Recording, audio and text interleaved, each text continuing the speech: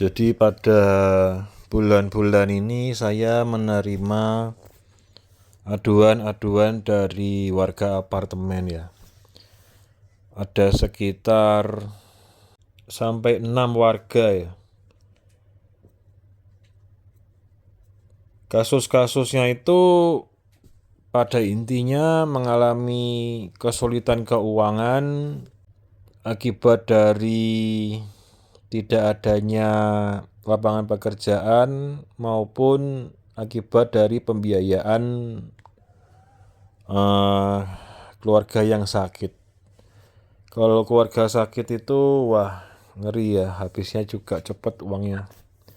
Namun kendalanya yang bisa saya ketahui antara lain tuh salah satunya yaitu berkesan pemilik unit itu tidak mau melepaskan atau menjual unitnya dengan segera.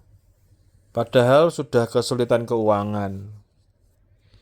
Jadi kendala administrasi juga.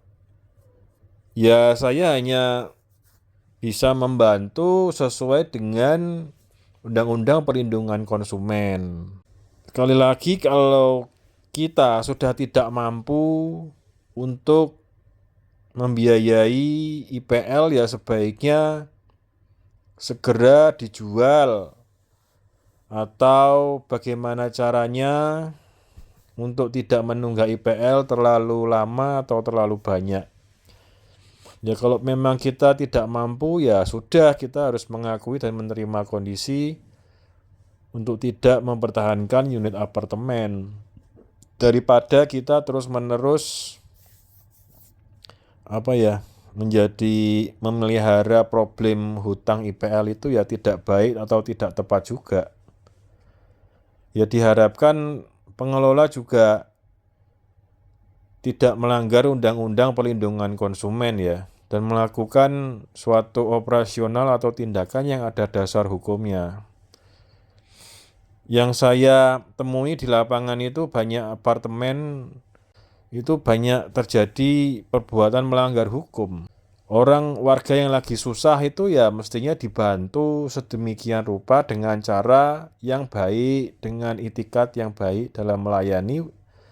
Ya perlu ditolong, perlu dibantu, perlu diberi keringanan, bukan dipersulit dengan tindakan-tindakan yang tidak ada dasar hukumnya. Operasional apartemen yang tidak ada dasar hukumnya itu operasional bodong. Jadi nggak usah terlalu menindas warga.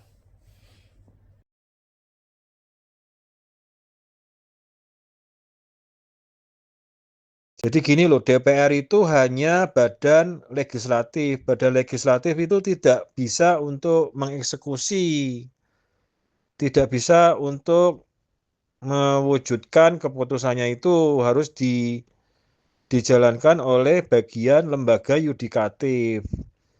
Harus melalui keputusan pengadilan baru bisa dibuka itu air sama listriknya. DPR nggak bisa, dia hanya lembaga legislatif. Legislatif itu hanya politik saja, tapi dalam eksekusi di lapangan nggak bisa. Memang begitu fungsinya, jadi tidak bisa juga untuk menyalahkan DPR. Jadi kita selama ini kurang benar. Kalau dapat hasil putusan dari rapat dengar pendapat atau RDP dengan DPRD atau DPR itu digunakan sebagai surat rekomendasi di dalam persidangan untuk memenangkan perkara. Itu yang memperkuat dalam persidangan. Anggapan selama ini yang ada di warga pada umumnya adalah setelah mengadu kepada DPRD atau DPR itu pelaksanaan dari upaya perjuangan warga itu akan terwujud, akan terselesaikan, tapi ternyata tidak. Yang benar itu ya melalui lembaga yudikatif, setelah legislatif, kemudian dilanjutkan ke lembaga yudikatif untuk eksekusi pelaksanaannya. Jadi kalau warga langsung menuju kepada yudikatif itu sebenarnya lebih cepat prosesnya, tidak berlama-lama.